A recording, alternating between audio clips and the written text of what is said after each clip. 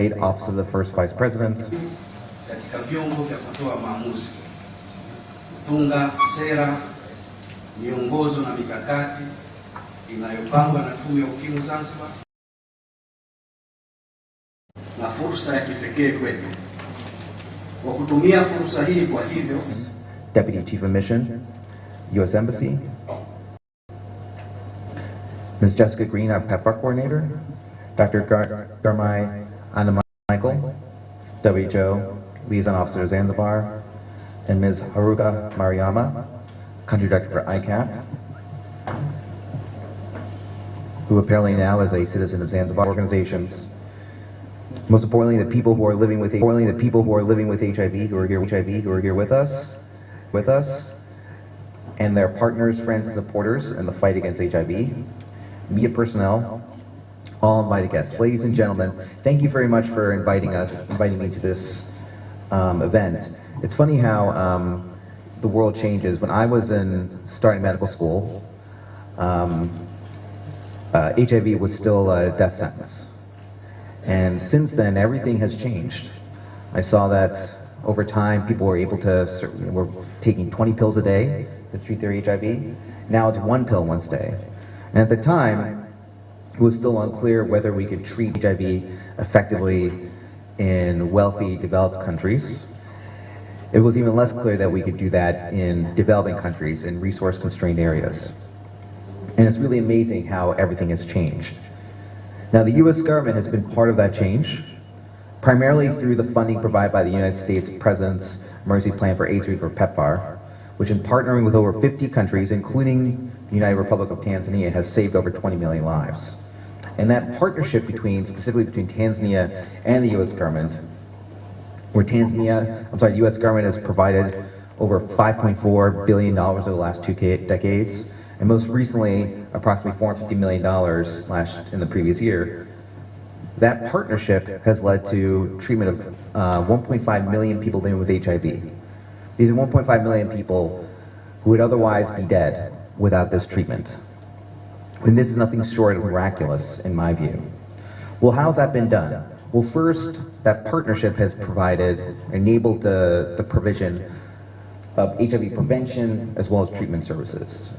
And there's many of these that many of you are aware of, such as community-based antiretroviral treatment, pre-exposure prophylaxis or PrEP, HIV early infant diagnosis, a strong laboratory network that supports viral load testing for the entire country, but also supports testing and diagnostic services for a host of diseases, concentrating interventions on those most at risk, including key and vulnerable populations, voluntary male circumcision efforts, strengthen HIV testing, both index testing and self-testing, expanded health worker training and retention. The list goes on, and I think many of you are already aware of that.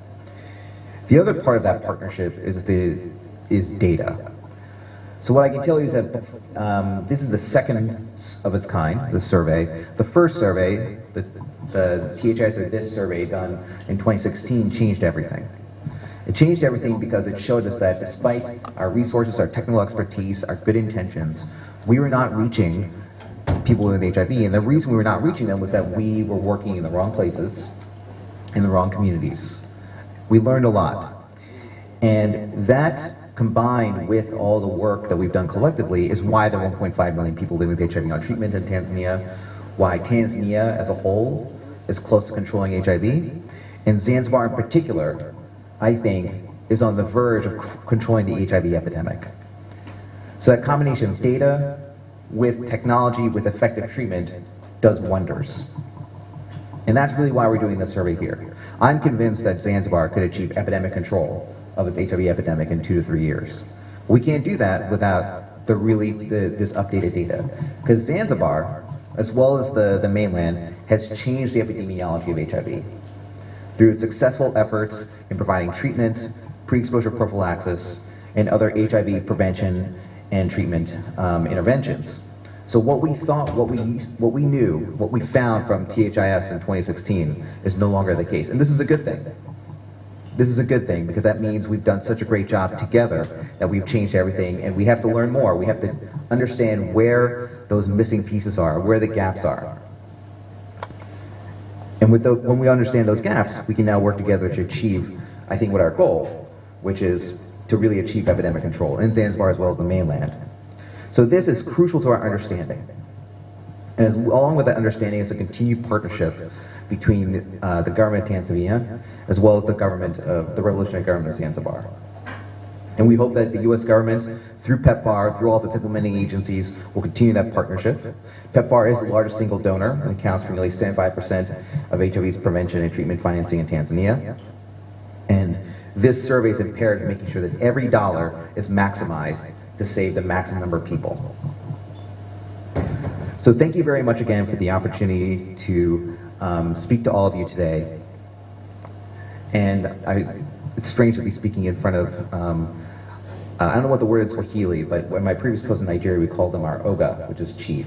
So I will stop because I know that my chief, Deputy Chief Mission Rains, will be coming up next. So thank you very much.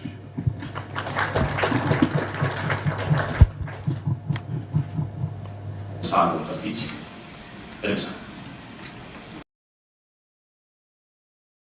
Huu huduma za kupima afya zitamfuata shiriki akiwa nyumbani kwake bila gharama, na atakayegundulika kuwa anaishi na maambukizo ya VVU relationship in fight against HIV. Thank you. Thank you.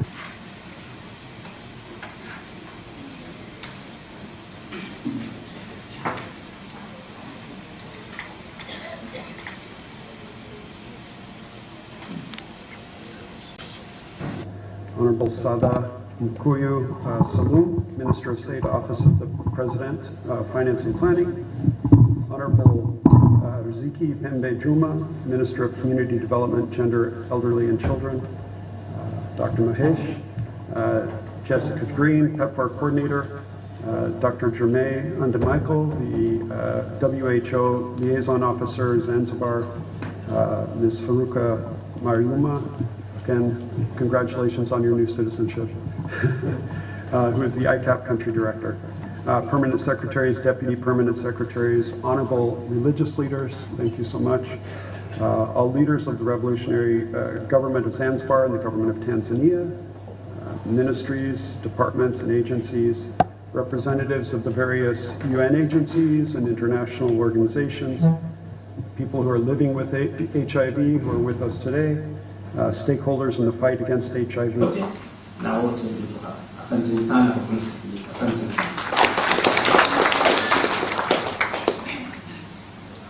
And also habari za leo.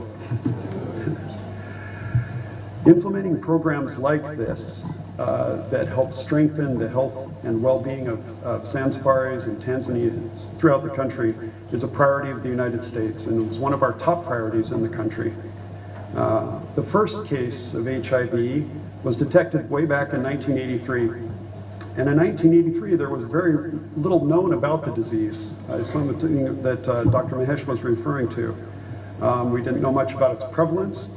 We didn't know much about treatment options or... Kupata fursa ya kupima virusi vya ukimwi kwa hiari kwa usiri tukiwa majumbani mwetu. Kwa utaratibu wa kawaida, mwananchi akitaka kujua afya yake. At that time, 61% of people with HIV knew their status. 94% of the people who knew their status were on treatment, and 87% of the people on treatment had viral suppression. 61% of people living with HIV knowing their HIV status is where we were, and 95% is where we're headed. I am confident that with a strong... Tanzania wote kwa ujumla. Our agencies and partners, we will not only achieve the UNAIDS targets, but we will surpass them. THIS 2016 and 17 was groundbreaking. The survey was the first to measure national HIV incidence, HIV viral suppression, and acute and chronic hepatitis B prevalence. Things of that survey and huduma za kupima afya zitamfuata mshiriki akiwa nyumbani kwake bila gharama, na atakayegundulika kuwa anaishi na funding priorities and programmatic changes to enhance the identification of people living with HIV. THIS simplified supported a shift in national policy towards multi-month dispensing, community antiretroviral therapy distribution, HIV self-testing, pre-exposure prophylaxis scale-up, and intensified approaches across the country. The benefits of this new THIS are extensive. THIS 2022 to 2023 will provide critical in-depth information to develop HIV prevention strategies, reduce new infections, ensure people that know their HIV status, and strengthen treatment, enrollment, and adherence. On the individual and human level that we all care about, THIS provides vital HIV testing and counseling at no cost and helps link people to life-saving treatment. Otherwise, they would have gone untreated.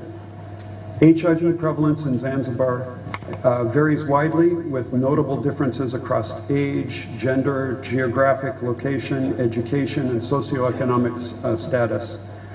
With such variation, our HIV programs and response must also be likewise multifaceted. THIS 2022-2023 will close the gap in providing tailored HIV prevention, detection, and treatment services to all Zanzibaris. THS is more than HIV.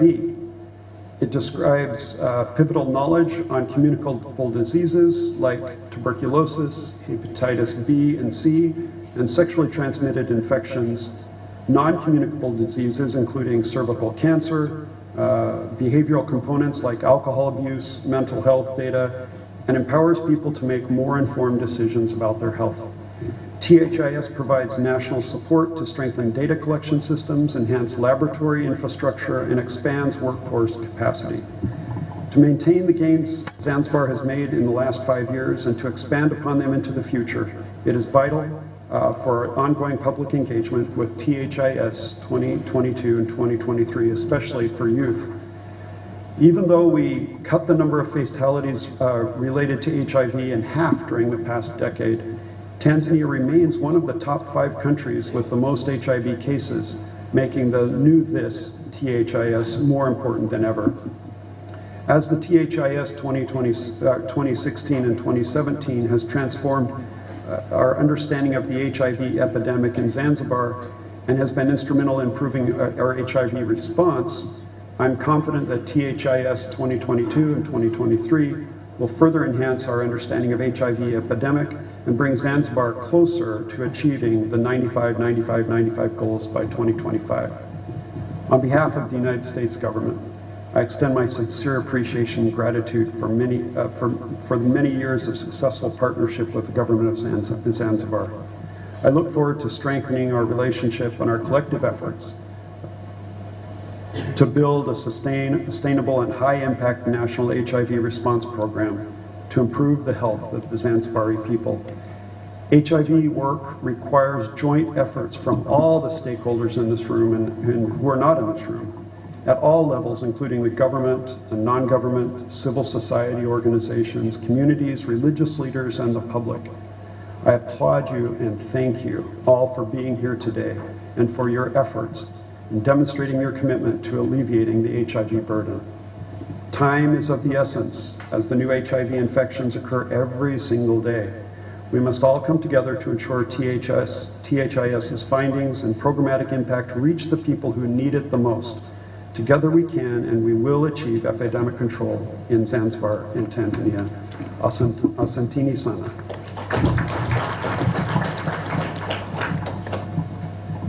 Asante pia ili atueleze hii ni katika hatua ambayo tunatakiwa kushiriki kikamilifu. Bwana Seif, karibu sana.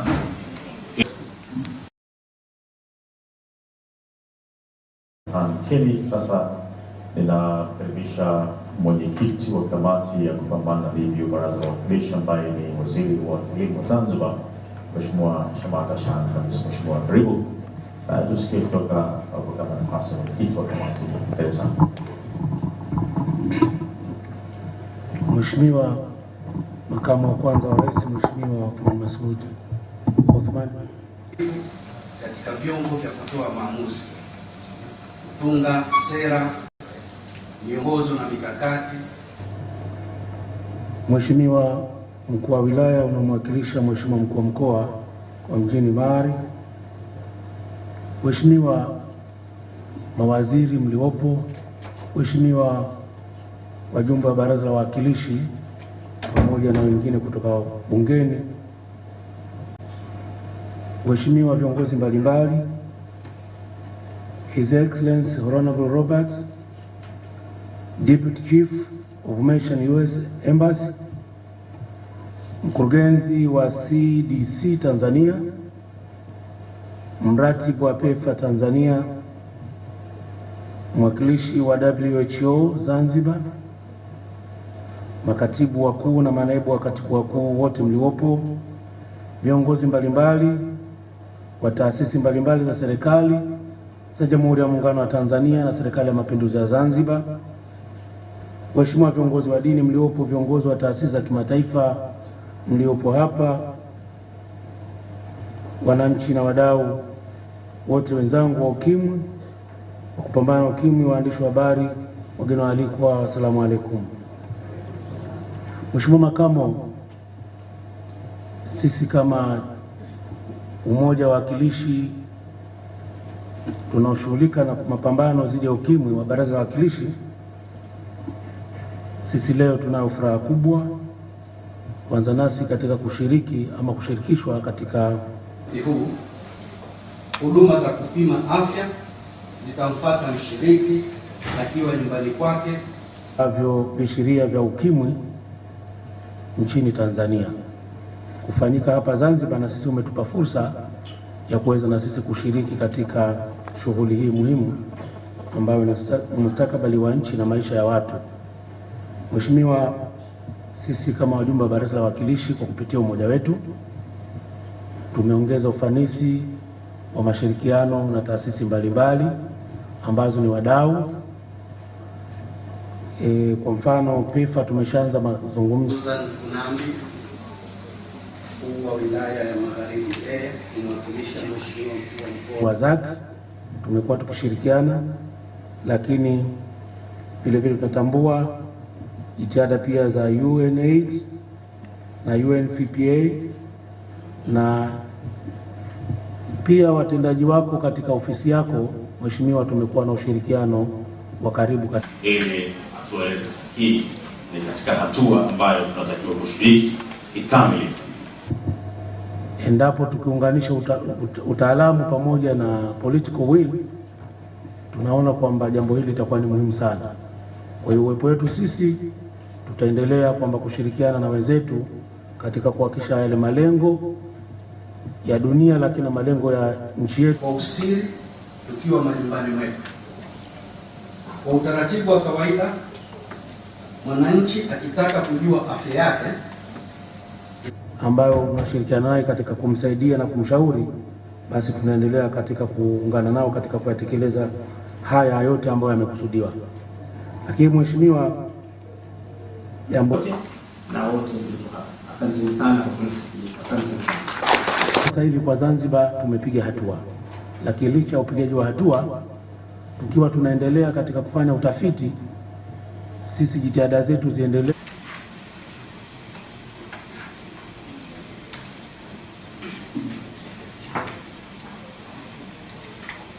na huku tafiti zikiendelea. Na Mheshimiwa, fursa tuliokuwa nao sisi kama waheshimiwa wajumbe wa Baraza la Wawakilishi kupitia umoja wetu, Mheshimiwa, wakati umefika, pamoja na jitihada zote hizi ambazo zinaendelea, mapitio ya sheria mbalimbali zinazohusu mipango mbalimbali na miongozo mbalimbali ya ukimwi, nalo ni jambo ambalo sasa linapaswa kuangaliwa upya ili kusudi tupe fursa ya kuenda na maisha ama na hali halisi ya mahitajio ya dunia.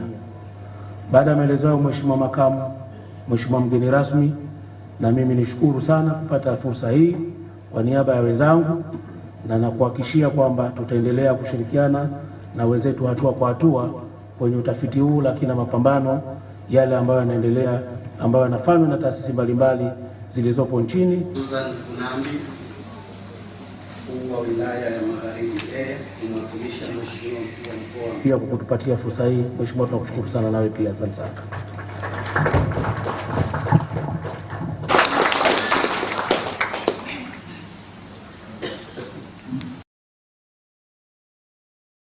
Katika baraza la wawakilishi, Mheshimiwa Makamu wa Kwanza wa Rais, naomba sasa nitumie nafasi kumkaribisha Waziri wa Nchi Ofisi ya Makamu wa Kwanza wa Rais, Mheshimiwa Harusi Said Suleiman naye kutuhutubia, na baadaye Mheshimiwa Harusi alitumia nafasi hiyo kukaribisha Mheshimiwa Makamu wa Kwanza kutuhutubia.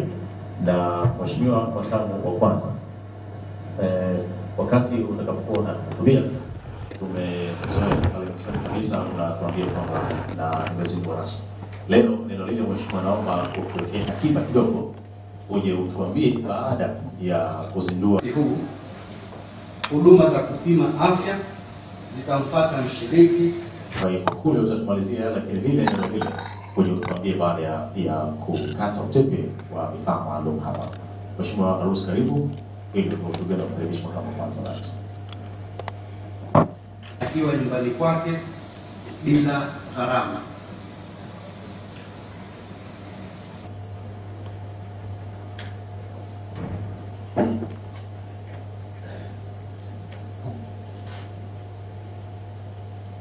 Mheshimiwa Osman Masudi Osman, Makamu wa Kwanza wa Rais wa Zanzibar,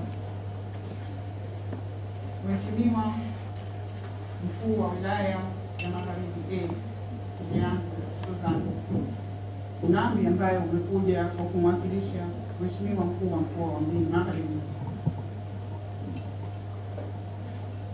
ndugu mkurugenzi mtendaji wa zake, Mheshimiwa Waziri wa Kilimo ambaye pia ni mwenyekiti wa umoja wa kupambana na Ukimwi kutoka Baraza la Wawakilishi Zanzibar. Huu huduma za kupima afya zitamfuata mshiriki akiwa nyumbani kwake bila gharama, na atakayegundulika katika taifa Global Fund, Umoja wa Mataifa, waheshimiwa, kuwa anaishi na maambukizo ya VVU atapatiwa ushauri nasaha kwa usahihi.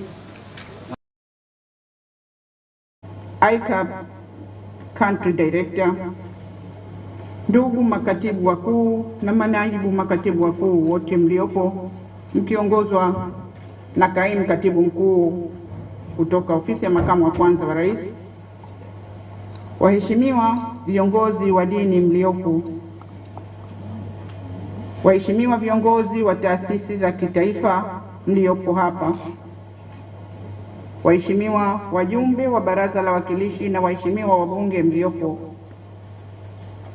wananchi na wadau wa Ukimwi nchini, ndugu mkurugenzi mtendaji wa Zafa Plus, ndugu zangu waandishi wa habari, wageni waalikwa, mabibi na mabwana. Huduma za kupima afya zitamfuata mshiriki akiwa nyumbani kwake. Jamhuri ya Muungano wa Tanzania. Asanteni sana. Mheshimiwa mgeni rasmi,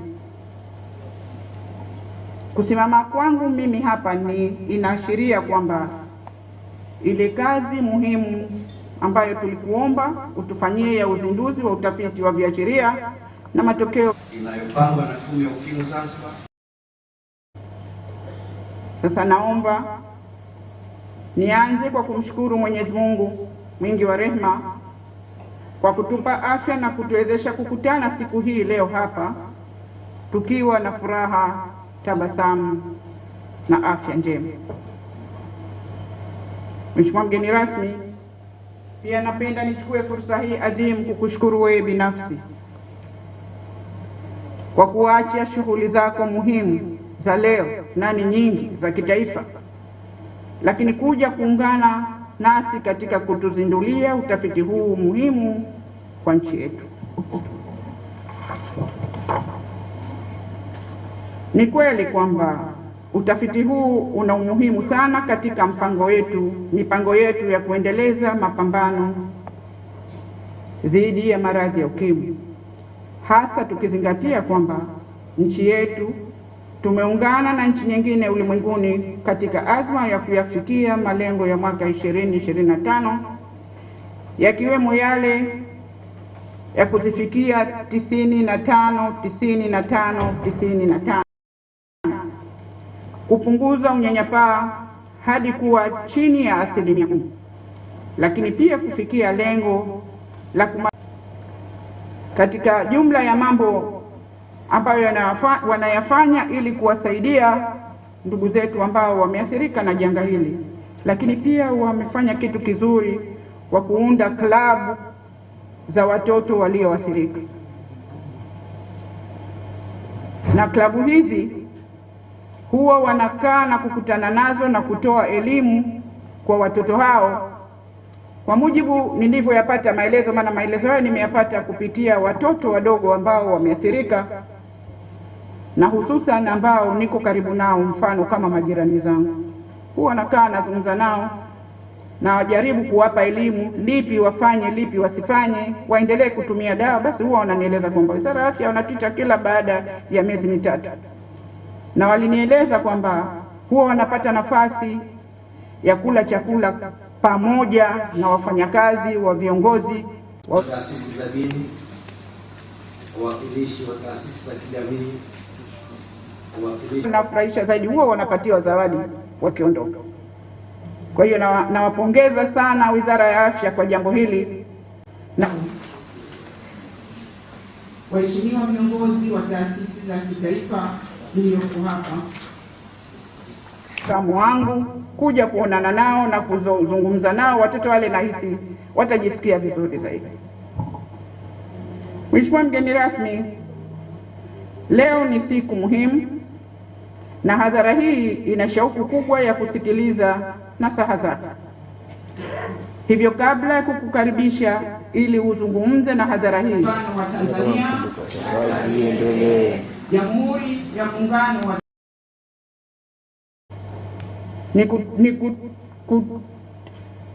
ni kusimamia zoezi hili kwa nguvu zote na kuhakikisha kwamba inashirikiana na wadau wetu wote ili kuweza kupata taarifa zilizo sahihi na zenye tija kwa mustakabali wa nchi yetu na taifa kwa ujumla.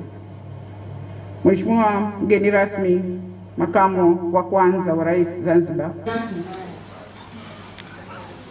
kusimama kwangu mimi kwa nafasi hii adhimu, kwa heshima kubwa na taadhima, kukukaribisha rasmi ili uje utupe nasaha zako na kutuzindulia rasmi utafiti wetu huu wa kitaifa na viashiria. Mkuu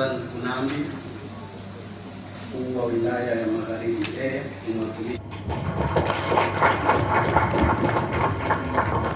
Utafiti oye! Asante sana.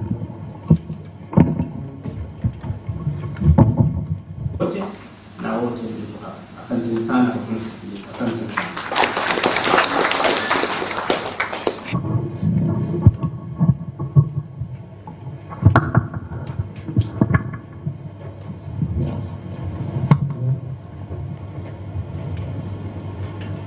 Mheshimiwa Waziri wa Nchi, Ofisi ya Makamu wa Kwanza wa Rais,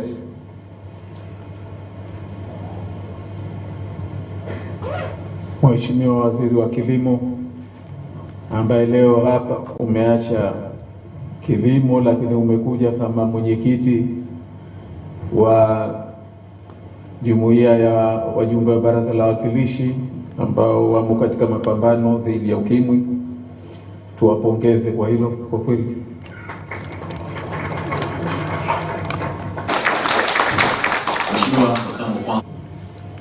Ambaye umekuja kumwakilisha Mheshimiwa Mkuu wa Mkoa wa Mjini na Magharibi,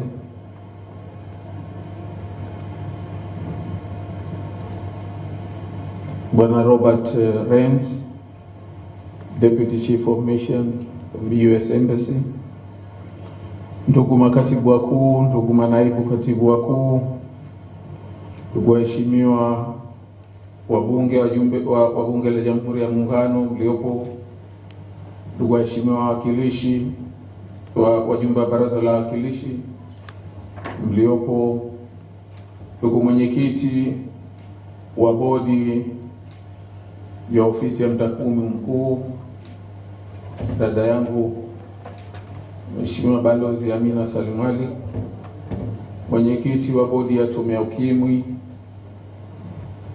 Dr. Ali Salim, mkurugenzi wa kitengo cha kudhibiti na kuzuia magonjwa cha serikali ya Marekani CDC Tanzania, mtakwimu mkuu wa serikali Zanzibar, ndugu mkurugenzi mkuu wa tume ya Ukimwi na wakurugenzi wote mliopo, ndugu wakuu wa mashirika na sekta binafsi, ndugu wawakilishi na wadau wa maendeleo, FIFA, WHO, UNICEF, USAID, ICAP, ambao wengine mmetusaidia kutupa taaluma kubwa hapa. Ili atueleze sasa hii ni katika hatua ambayo tunatakiwa kushiriki ikameke. Ni mtambue kaimu naibu katibu mkuu wa chama cha ACT Wazalendo ambaye imekuwa rahisi kumuona, viongozi wa asasi za kijamii na hasa kwa namna ya kipekee ni watambue Zafa Plus na wengineo, ndugu waandishi wa habari, wageni waalikwa, mabibi na mabwana. Niseme kwamba leo mkutano huu umesheheni wadau na wamewakilishwa na watu wazito. Kama kutakuwa na yote ambaye sikumtaja ni kwa sababu ya utajiri huo wa uwakilishi uliopo. Mabibi na mabwana, asalamu alaykum. Awali ya yote, na mimi nichukue fursa hii kumshukuru Mwenyezi Mungu kwa kutujalia uzima tukaweza leo kukutana katika shughuli hii adhimu na muhimu ya uzinduzi wa utafiti wa viashiria na matokeo ya ukimwi Tanzania HIV Impact Survey wa mwaka 22-23. Lakini la pili, nichukue fursa hii kuwashukuru kwa dhati wote ambao wametangulia kuzungumza katika hadhara hii. Huduma za kupima afya zitamfuata mshiriki akiwa nyumbani kwake bila gharama, na atakayegundulika. Maelezo kuhusu utafiti huu yote wameeleza, na niwashukuru sana. Yametusaidia elimu, lakini yamefanya pia na mimi kazi yangu hii kuwa rahisi zaidi.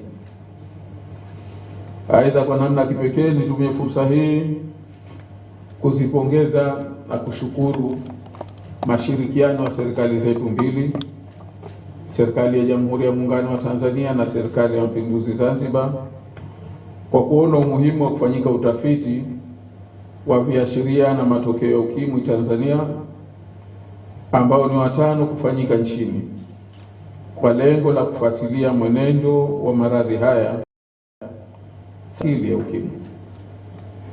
Ndugu washiriki, utafiti huu unasimamiwa na serikali ya Jamhuri ya Muungano wa Tanzania kupitia tume ya ukimwi na ya kudhibiti ukimwi, taasisi za dini, wawakilishi wa taasisi za kijamii, wawakilishi wa vyombo vya habari, wageni ya taifa takwimu, ofisi ya mtakwimu mkuu wa serikali ya Zanzibar, Wizara ya Afya Tanzania Bara na Wizara ya Afya ya Zanzibar, ofisi ya Rais, tawala za mikoa na serikali za mitaa, pamoja na wadau wengine wa sekta mbalimbali. Waheshimiwa viongozi wa taasisi za kitaifa mlioko hapa, kwa muda mrefu sasa yamekuwa yakifuatilia mwenendo wa maradhi ya ukimwi kwa kushirikiana na wadau mbalimbali wa maendeleo. kwa lengo kuu la kuelewa kiwango cha maambukizi ya virusi vya ukimwi na idadi ya maambukizi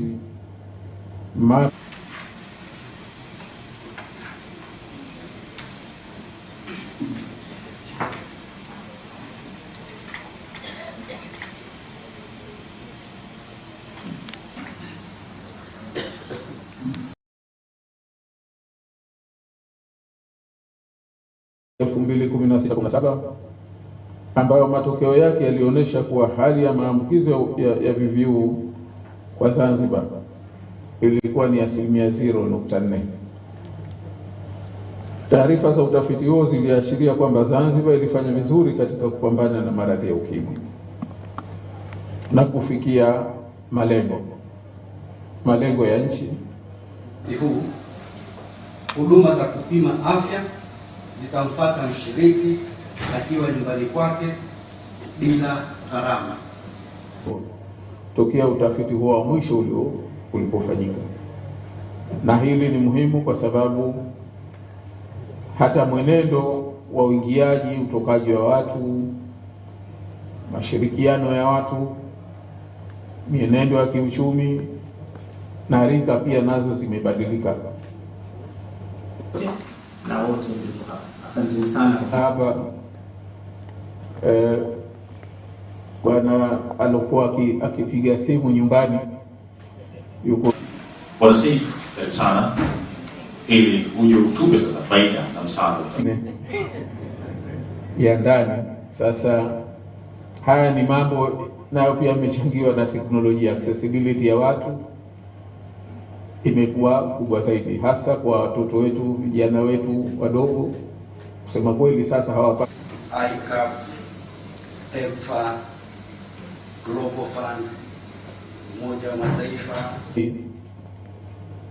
kuonana, kufahamiana, kuelezana, na hatimaye iliyobakia inakuwa ni ya kumaliza. Ndio maana Mheshimiwa mgeni rasmi,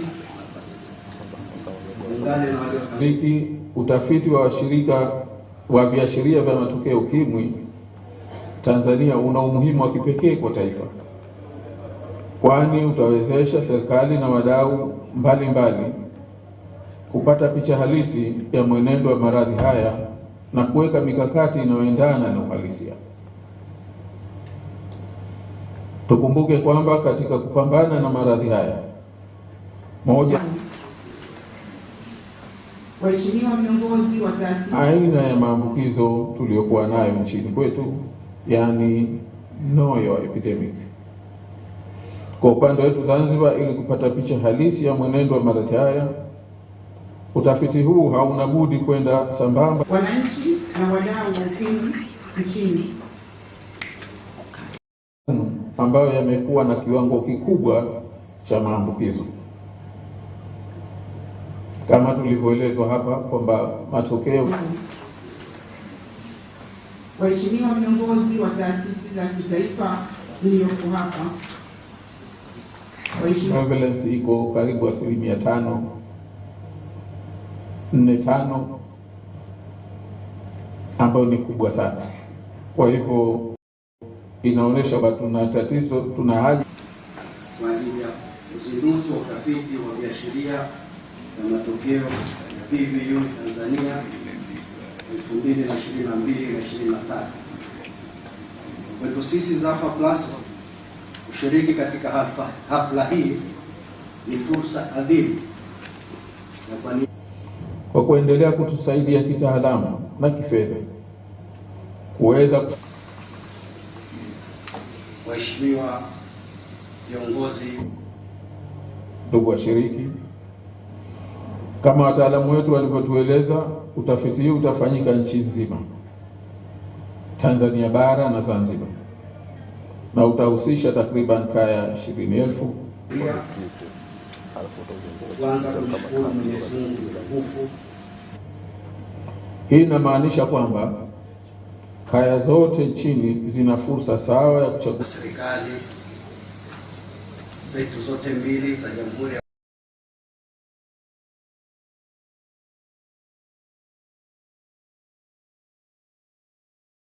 yangu kwa wataalamu waliochaguliwa pamoja na kaya zilizochaguliwa kushiriki katika utafiti huu watashirikiana kwa dhati ili kuleta matokeo chanya yatakayotoa picha halisi ya tatizo la maradhi ya ukimwi nchini.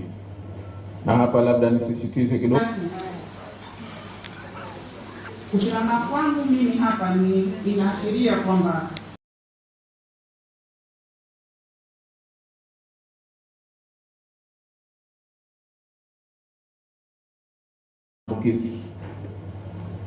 lakini ajue kwamba ni sehemu ya utafiti huu na kwamba ukiwa naye hakuna mtu ambaye anashukiwa, bali ni utaratibu.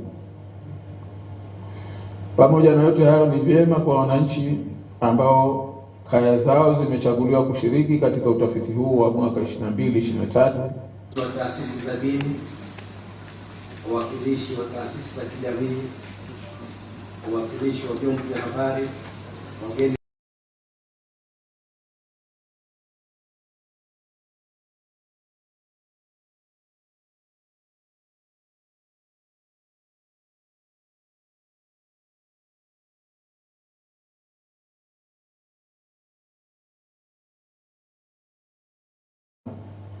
tume zetu zinazosimamia mapambano dhidi ya ukimwi, wizara zote za afya ya Jamhuri ya Muungano wa Tanzania na ya Serikali ya Mapinduzi Zanzibar, ofisi ya taifa ya takwimu na ofisi ya mtakwimu mkuu wa serikali Zanzibar, pamoja na mashirika yote yanayoratibu utekelezaji wa utafiti huu. Aidha, ni washukuru kwa dhati washirika wa maendeleo ambao wanaendelea kushirikiana nasi, taasisi za dini, wawakilishi wa taasisi za kijamii Zanzibar na Tanzania kwa jumla yanakabiliana ipasavyo na maradhi haya, ili tuendelee kupiga hatua kubwa ya kiuchumi, wananchi wetu wawe salama na majanga ya maradhi mbalimbali ikiwemo janga hili la ukimwi. Mwisho, napenda niwaombe wataalamu wetu wote ambao wataenda kufanya kazi hii ya kukusanya taarifa katika maeneo mbalimbali yaliyochaguliwa kufanyika kwa utafiti huu, kufanya kazi kwa kuzingatia maadili, mila, desturi na maelekezo mliyopatiwa wakati wa mafunzo ili kuleta matokeo bora ya utafiti huu.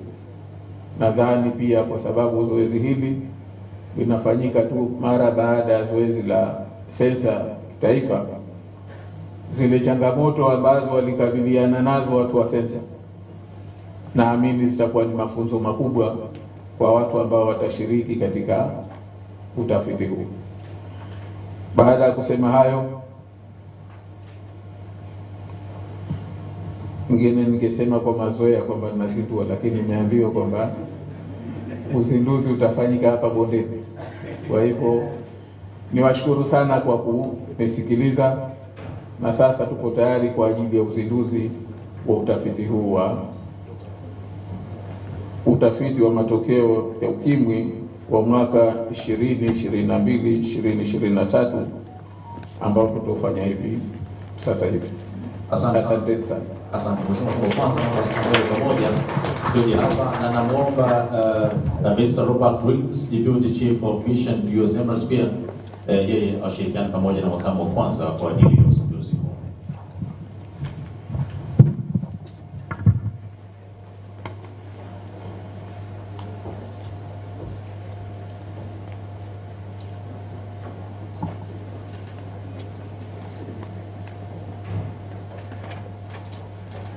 Asante.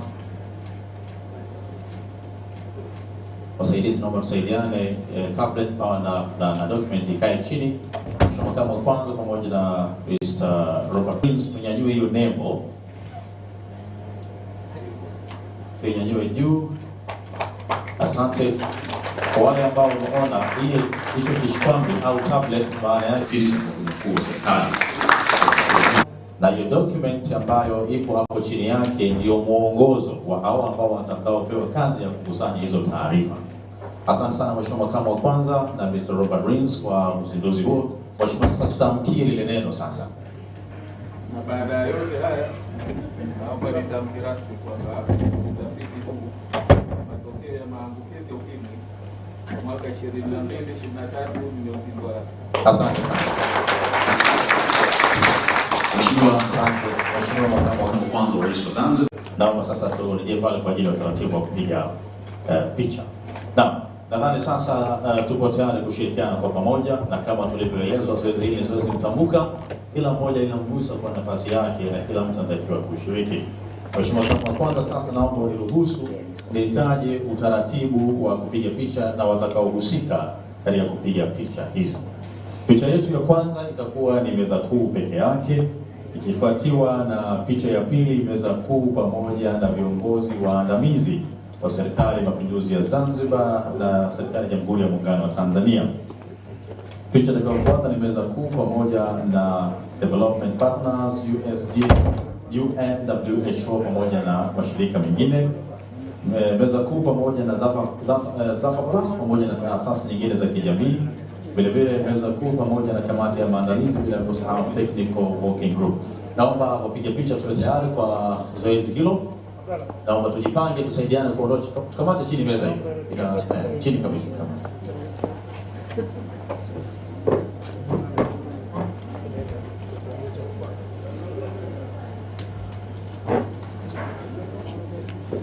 Wapige picha na sasa tuko tayari kwa ajili ya picha za kumbukumbu.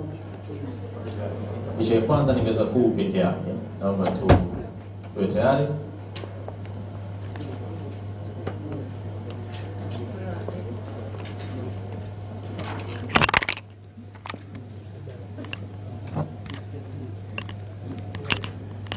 Tayari.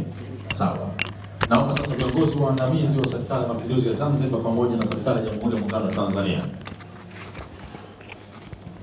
Hapa na wakurugenzi au ndio watakuwa wanahusika hapo wa Serikali ya Muungano wa Tanzania, kama kuna katibu na Kobe. Sasa mnajua je sasa hivi hapo wetia kama inakuwa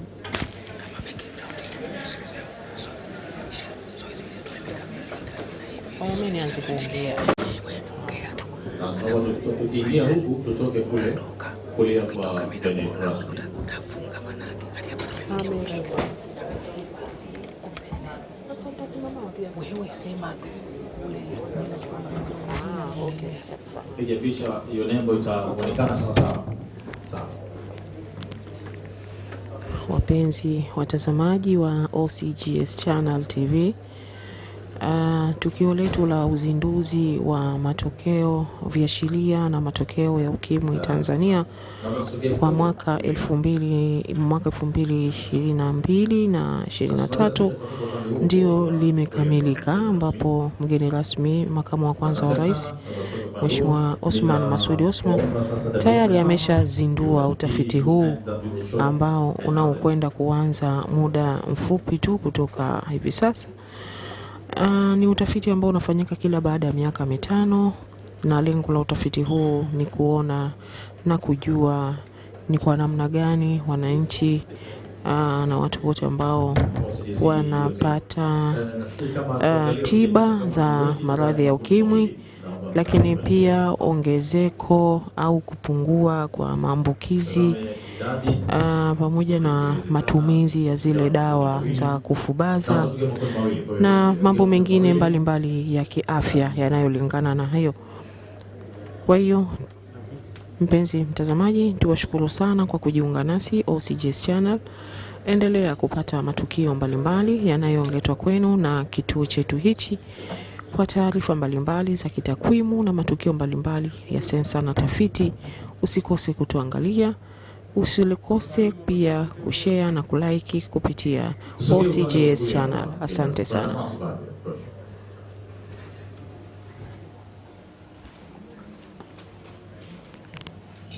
Naomba wajiandae taasisi hii ya Zafa Plus na asasi nyingine za kijamii ambao wamekuja kushiriki katika uzinduzi huu. Asanteni sana. Naomba tutoke upande huu wa kulia wote kwa pamoja. Naziomba taasisi binafsi pamoja na Zafa Plus tuje kuingia upande huu wa kulia. Taasisi nyingine tu rashani kidogo. Asasi nyingine za kijamii ambao huko umekuja kuwakilisha taasisi nyingine, msipoteze nafasi hii.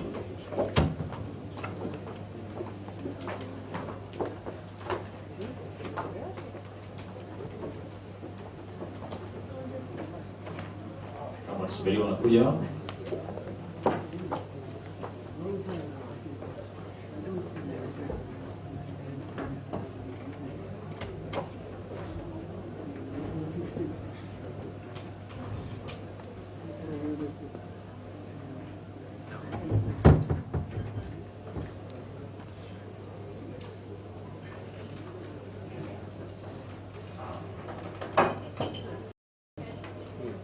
Asanteni, naomba tutoke upande huu. Naomba sasa technical working na